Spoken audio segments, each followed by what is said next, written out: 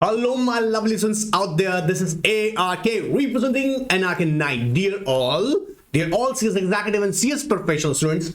आज के सेशन में हम लोग इंपॉर्टेंट क्वेश्चन रख रहा हूं, मिस मत करना। अगर एग्जाम में ये मार्क्स सिक्योर करने हैं तो मिस मत करना। जी हाँ, क्वेश्चन इंपॉर्टेंट है, not to worry about it.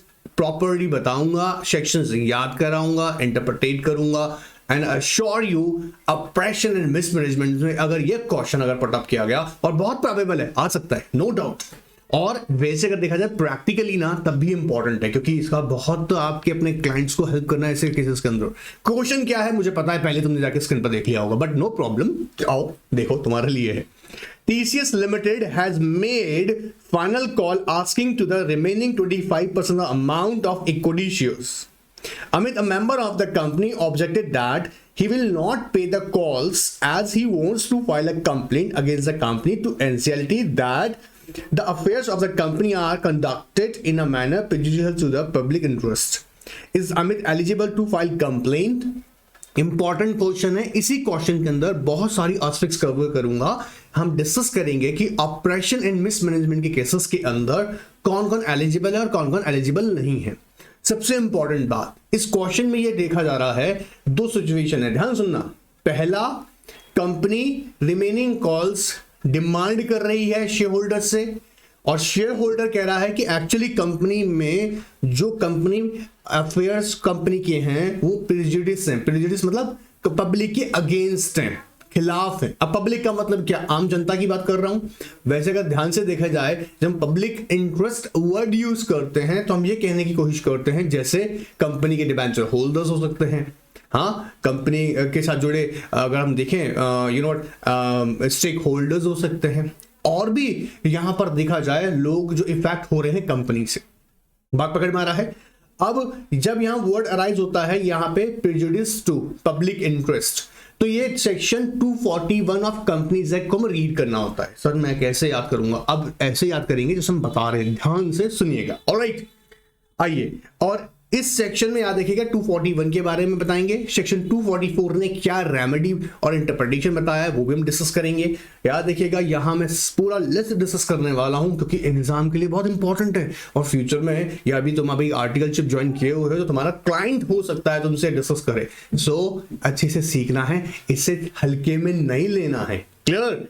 And second important चीज, अगर ये चैनल सब्सक्राइब नहीं किया, चैनल सब्सक्राइब कीजिएगा, लाइक बटन को जरूर प्रेस कीजिएगा, एंड बेल आइकन को इसलिए प्रेस कर दीजिएगा क्योंकि यहाँ पे रेगुलरली इंपॉर्टेंट सेशन, सारे लेक्चर्स कंटिन्यूस चलते रहते हैं, सारी इंपॉर्टेंट अनाउंसमेंट आती रहती हैं, तो आपके पास में एडवांस में नोटिफिकेशन आ जाएगा। तो जो स्टूडेंट्स का क्वेरी रहता है कि सर हमें पता नहीं लगता, चिंता मत कीजिएगा, बेल आइकन को प्रेस कर दीजिएगा। ऑलराइट, चलिएगा स्टार्ट करते हैं।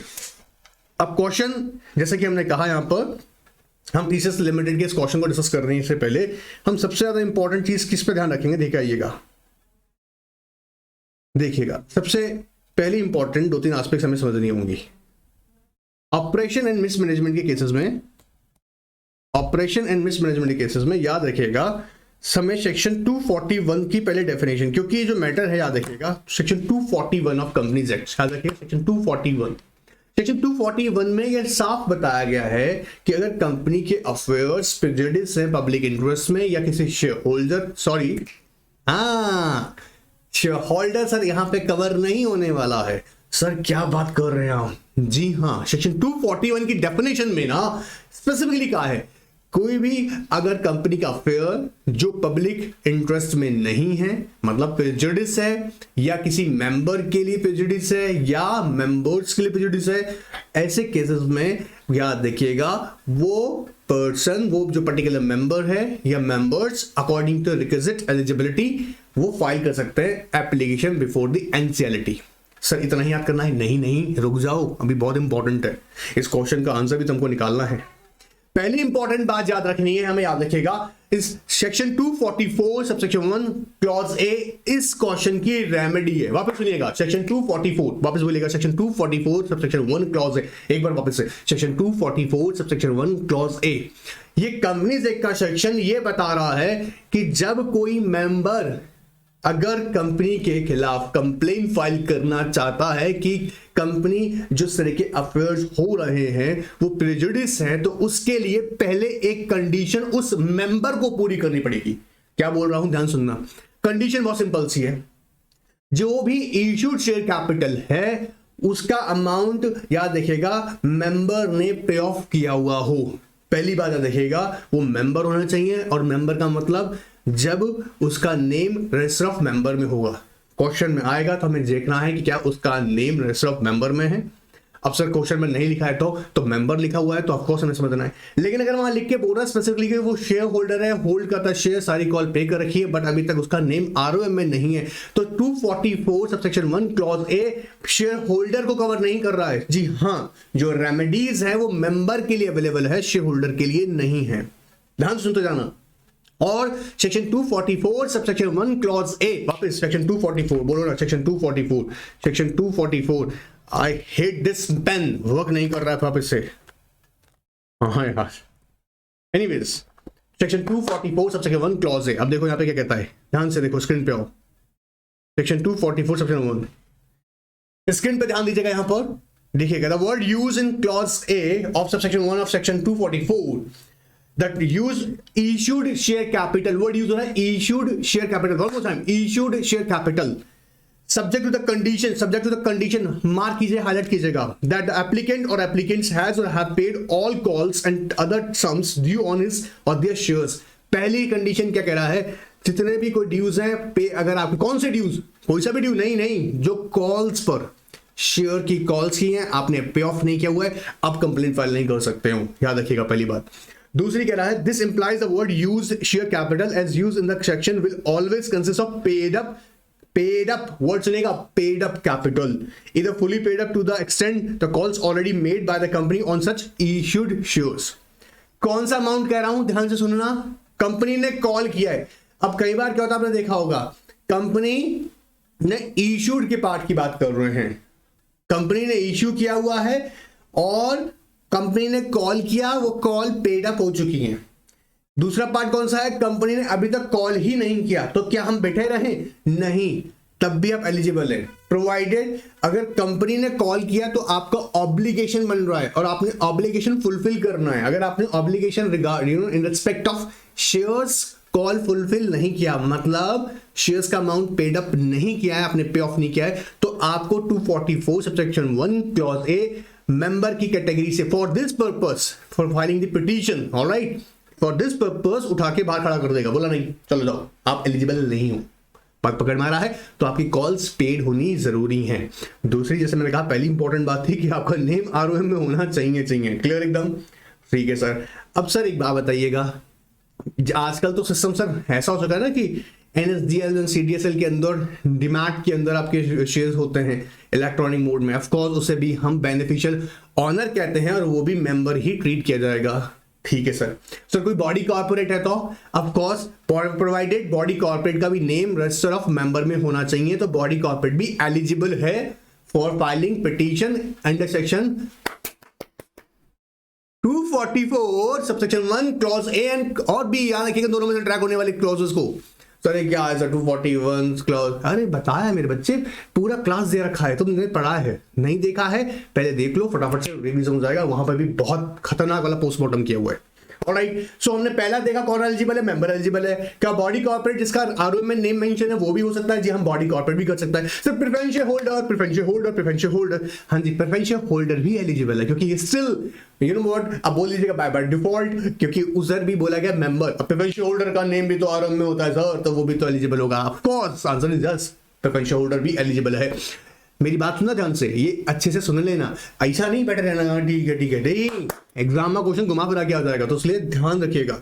जैसे सर एक डिबेंचर होल्डर है, वो भगा आया और बोल रहा है कि सर मैं भी फाइल करूंगा पिटीशन। बोला नहीं, चिंता मत कर, तेरे साथ कुछ गलत हुआ है ना, तेरे पास अलग रेमेडीज अवेलेबल है, बहुत सारा रेमेडीज है, बट तुमको यहां पर अगर डिबेंचर होल्डर या क्रेडिटर्स है तो सेक्शन 240 याद रखना, 241 सेक्शन 241 सेक्शन 1 क्लॉज ए और बी के अंदर हम तुम्हारी बात नहीं कर रहे हैं। तो यहां पर याद रखिएगा, अगर सेक्शन 244 सेक्शन 1 क्लॉज ए में जाना है, मतलब अगर कंपनी के अफेयर, जैसे मैंने बताया 241 के अंदर तो नहीं सेक्शन घुमा घुमा के आप लोगों को अगर घुमा घुमा के सेक्शंस नहीं बोलूंगा, बार बार नहीं बोलूंगा, तो किसको?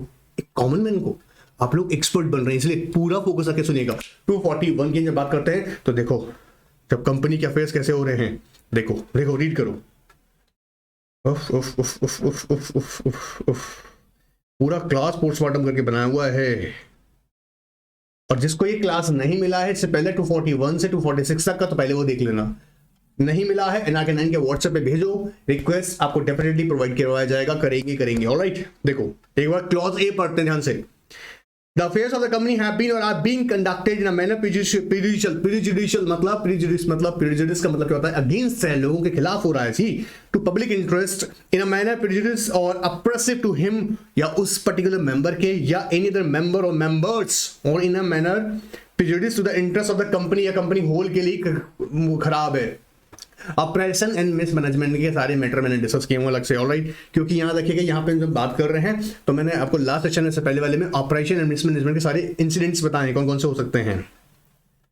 ये कहता है metal change not being a change brought by और under in interest of the. अब यहाँ पे सुनो, अब ये यहाँ पे सुनना, ये यहाँ पर जब हम बात करते हैं 241 सबसेक्शन 1 के अंदर, 241 सबसेक्शन 1 के अंदर क्लॉज ए, और याद देखिए जैसे हमने यहाँ पे क्लॉज ए देखा, ये फिर क्लॉज बी, ठीक है। मैं फिर बोल रहा हूं, बार बार मैंने डिस्कस किया है इसलिए यहां पर डिटेल में नहीं जा रहा हूं। कुछ घोचू हैं जो सोचते हैं कि ये सीधा बता दिया, अरे भाई डिटेल वीडियो ऑलरेडी रेडी है। तो यहां पर देखो जहां इंपॉर्टेंट चीज है वो बता रहा हूं, क्योंकि इसका जो पर्पस है सेशन का कि कौन कौन एलिजिबल है कौन कौन नहीं है। अब देखो जैसे बोल रहा है कि शेयर होल्डर कर सकता है क्या, देखो ध्यान से, whether is share holder is eligible to make an application, answer is no. एकदम क्विकली इसकी इंटरप्रिटेशन माइंड में आ जाएगी, क्योंकि सेक्शन 241 याद है कि 241 सबसेक्शन 1 में मेंबर रिफाइन किया जा रहा है, शेयर होल्डर नहीं। और मेंबर कौन होता है? The person whose name entered in the register of member, वो एलिजिबल है। लेकिन नेम में आगे तो नहीं, साथ में कोई कॉल वगैरह पे अगर नहीं करी तो कॉल पे होना जरूरी है, ठीक है। बेनिफिशियरी अर्जी हाँ हो सकता है as member holding partly paid up shares, अब प्रोवाइडेड, याद रखना अगर कंपनी ने, देखो यहाँ पे एक इंपॉर्टेंट पैराग्राफ है वाला, देखो पूरा एकदम शानदार तरीके से दिखा दिया है। स्क्रीन पे फोकस करो यार, स्क्रीन पे आओ, देखो if the company has made a few calls and not yet made remaining calls, देखो कंपनी ने नहीं किया अभी तक, ठीक है, make those shares fully paid in those circumstances also the member holding those partly paid shares are eligible as per the criteria mentioned in this section। क्योंकि company ने कॉल नहीं किया अभी तक तो मेरी ऑब्लिगेशन भी नहीं बनी है। कंपनी ने कॉल किया, मेरा ऑब्लिगेशन बना, मैंने पे ऑफ नहीं किया तो मैं एलिजिबल नहीं हूं। But in case if a company has made a calls for the making the shares fully paid and a few members have not paid such calls, then the members with respect to, ये जो लोग लिख लीजिएगा W.R. जो T लिखा है with respect to, alright, such partly paid shares shall not be eligible under this section to the make an application with the tribunal। Sir body corporate, sir body corporate भी कर सकता है क्या? Sir body corporate जो होगा, remember one thing, if body corporate name is entered in the rest of member, of course it is eligible। ये याद रखना है ध्यान से कि ऐसा नहीं है कि सिर्फ इंडिविजुअल ही होगा। Preferential holders, of course preferential holders are also member of the company, वो लोग भी कर सकते हैं। Debenture holders of course not, because they already have other remedies ना। तो लॉ मेकर ने यहां पर याद रखिएगा क्या कहा कि डिबेंचर होल्डर्स को अदर रेमेडीज अवेलेबल हैं, तो इसलिए यहां पर कवर नहीं कर रहे। Of course it is interesting question, debenture holder का अगर इंटरेस्ट हार्म होगा तो वो पब्लिक इंटरेस्ट की ही बात हो रही है। जैसे आओ देखो, whether the interest of the other stakeholders such as debenture holders etc or other member of a company protected will the expression under clause A of section 1 clause 41A reach being conducted in a manner produces through public interest includes interest of debentures। अब ये भी देखना पड़ेगा। तो कहता है definition of member does not include debenture holder either holding convertible or not। this is very very important, highlight this immediately। क्या sir देखो, the definition of a member, definition of member does not include debenture holders either holding convertible or not। convertible of course once the debentures are converted, convert हो गए तो member बन रहा है, बात पकड़ना, converted हो गए और नेम उसका आरओ में चला गया तो मेंबर है, ऑफ कोर्स एलिजिबल है। बट जब तक कन्वर्ट नहीं हुआ है तब तक वो ट्रीट डिबेंचर होल्डर ट्रीट होगा, मेंबर ट्रीट नहीं होगा। or not, hence he cannot apply to tribunal under this section to protect his interest, debenture holder being creditors as per terms of the contract, or to protect their interests they have to invoke other remedies available to them। all right, position of other stakeholders, of course वहां पे भी same बात कह रहा है। देखो Section 241, subsection 1, clause A, which category includes expression in prejudicial to public interest and prejudicial to the interest of the company, gives ample scope to the protect the interest of other stakeholders also through the application of section 241. Though the affected person cannot directly approach the tribunal, but any eligible member of the company can go to tribunal on that criteria. बात पकड़ में आ रहा है? Public interest में भी वैसे मैंने भी आपको बताया, सोच के देखो, ध्यान सुनना, इंपॉर्टेंट है, ध्यान सुनना। पब्लिक इंटरेस्ट का एग्जांपल दे रहा हूं। मान लो कंपनी ऐसा प्रोडक्ट बना रही है जिससे पॉल्यूशन बार बार हार्म हो रहा है, मैं बता रहा हूं तुमको, है ना, ध्यान सुनना। ये ऐसा प्रोडक्ट बना रही है जो प्रोडक्ट जो है वो डेंजर है लोगों के लिए भाई, या कंपनी के ऐसी पब्लिसिटी प्रोग्राम कंडक्ट कर रही है, प्रमोशन एक्टिविटी कर रही है जिससे रिलीजियस सेंटिमेंट हर्ट हो रहे हैं, या कंपनी ऐसा प्रोडक्ट लॉन्च कर रही है, जैसे अभी आपने सुना होगा फेयर एंड लवली के केस में हुआ था कि वो अगर कॉम्प्लेक्शन को, कलर कॉम्प्लेक्शन को लेके, है ना, फिर उन्होंने अपने चेंज किया, इवन कई अदर कंपनीज ने क्या सर, क्या क्या सर वापस बताइए, देख सुनना। फेयर एंड लवली वाला केस के अंदर क्या था, फेयर एंड लवली जो खूबसूरत कौन है, जो है ना गोरा दिखेगा, जैसे कलर कॉम्प्लेक्शन फेयर होगा वही खूबसूरत होगा। अब ये क्या कर रहा है, ये कहीं ना कहीं देखो ना, ये एक डिस्क्रिमिनेशन कर रहा है एड। तो यहाँ पर और कॉम्पिटिटर ने तो बड़ा अच्छा एक बनाया इनके कि कोई अगर आपका कलर कॉम्प्लेक्शन अगर बहुत अच्छा भी नहीं है, मतलब अच्छा नहीं, हल्का सा डार्क है या इतना फेयर नहीं है, ऑफ कोर्स इक्वालिटी होनी चाहिए, मतलब you should treat everyone Fairlie, ऐसा नहीं होना चाहिए। अब ये जो उनका एडवर्टीजमेंट था ये पब्लिक इंटरेस्ट में नहीं था। बोला जो मतलब सांवले लोग हैं, बोले वो साले खूबसूरत नहीं होते हैं क्या? बोला क्यों नहीं हो सकते हैं, सभी खूबसूरत है। सो कहने का मतलब ये है कि अगर ऐसे एडवर्टीजमेंट्स बन रहे हैं या ऐसा कोई सेंटीमेंट वर्क कर रहे हो या जेंडर इक्वालिटी को प्रमोट करने में इनइक्वालिटी आप शो कर रहे हैं, वहां पर जेंडर इनइक्वालिटी कर रहे हैं, तो ऐसे में भी पब्लिक इंटरेस्ट हार्म हो रहा है, उसमें भी मेंबर याद रखिएगा एप्लीकेशन लगा सकता है अंडर सेक्शन 241 सबसेक्शन 1 क्लॉज ए और बी। मैंने पहले डिस्कस किया है, बार बार इसलिए कहना पड़ता है क्योंकि तुम लोग भूल जाते हो। आप यहां जो डिस्कस किया है सेक्शन 244 सबसेक्शन 1 क्लॉज ए, यहां पर बताया गया है कि अगर पहली बात मेंबर होना चाहिए, और दूसरा जो सबसे इंपॉर्टेंट कंडीशन वो है कि आपकी कोई भी कॉल्स अनपेड ना हो, आपने पे ऑफ कर दी हो, प्रोवाइडेड अगर कंपनी ने कॉल की है।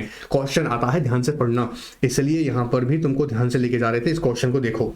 तो ऐसे केस में क्या होगा, सोचो, टीचर्स के केस में क्या होगा, क्या वो एलिजिबल है? Answer is no, he is not eligible because company ने कॉल किया हुआ है, 25% अमाउंट रिमेनिंग है, अभी तक अमित ने पे नहीं किया है। अगर अमित पे करता तो एलिजिबल है, सर आप कर सकता है, ऑफकोर्स पे ऑफ करके आप एलिजिबल हो जाएंगे। तो आपको ट्रिब्यूनल, अच्छा एक इंपॉर्टेंट बात समझना बड़ी इंटरेस्टिंग है, एनसीएलटी के पास पावर है, ये सुनना मेरी बात बड़ी इंपॉर्टेंट है, एनसीएलटी के पास पावर है कि एनसीएलटी वेव कर सकती है कंडीशन। ये खतरनाक बात है, सुनना क्या होता है। अब ऐसा नहीं है, मान लीजिएगा एनसीएलटी को ये evidence is at a first instance आप समझ में आ रहा है कि ये तो बहुत जबरदस्त गड़बड़ चल रही है कंपनी के अंदर, हाँ, पर उस केस में ऐसा नहीं होगा कि एनसीएलटी क्या कहेगा, या तू पहले जाके कॉल पे करके आ, है ना, फिर तो शक्ल दिखाइयो मजा, ऐसा नहीं है, ठीक है। एनसीएलटी वेव कर सकता है, लेकिन तुम अपना एनसीएलटी का एग्जांपल कोड मत कर देना, तुम पहले यहां ये बताओगे as per section 244 subsection 1 clause ए, वापस से section 244 subsection 1 clause A, Amit is not eligible because he has not made the payments call remaining calls. But जैसे मैंने बोल रहा हूं यहां पे याद रखना, इंपॉर्टेंट एस्पेक्ट क्या है, the tribunal has power to waive, tribunal power, of course tribunal has power to waive certain conditions. अभी कर सकता है वेव है, उसके कर सकता है कि ठीक है आपने पे ऑफ नहीं किया, लेकिन मैं एक्सेप्ट कर रहा हूं क्योंकि मुझे लगता है ये फैक्ट्स ऐसे स्ट्रॉन्ग फैक्ट्स है जैसा जिसमें पब्लिक इंटरेस्ट हार्म हो रहा है, इस एप्लीकेशन को या पिटीशन को डिले करना ठीक नहीं होगा। ऑफ कोर्स बात पकड़ में आ रहा है, ऐसा कर सकता है ट्रिब्यूनल, लेकिन हम ट्रिब्यूनल वाली लाइन लास्ट में प्रोवाइड करेंगे। बात पकड़ में आया। अभी अगर ये क्लाइंट आपके सामने खड़ा है तो अब इसको क्या बोलेंगे, बॉस आप एलिजिबल नहीं है, आपको पहले उसकी कॉल्स पे ऑफ करनी पड़ेंगी। ये सेक्शन 244 सबसेक्शन 1 क्लॉज ए, सर रट गया है, यही तुम चाहते हैं अच्छे से याद सेट हो जाए और समझ में भी आए।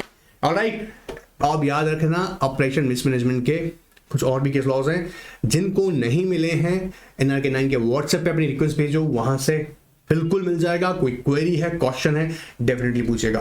रेगुलर टेस्ट सीरीज अगर अटेंड करते रहेंगे, चैप्टर वाइज इंपॉर्टेंट टॉपिक्स का रिवीजन करते रहेंगे, आपका मार्क्स आएगा ही आएगा यार, कोई रोक ही नहीं सकता। इसलिए ज्यादा सोच में मत पड़िएगा, कंसिस्टेंसी के साथ पढ़ते रहेगा। Good bye, take care.